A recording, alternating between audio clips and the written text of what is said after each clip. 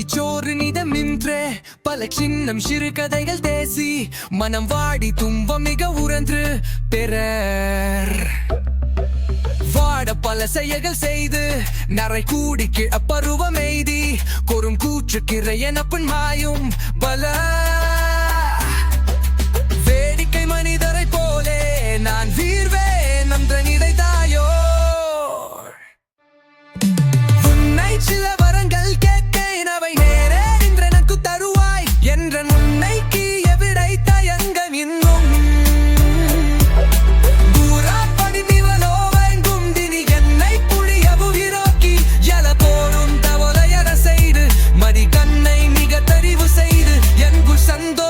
கந்துருத்த செய்வார்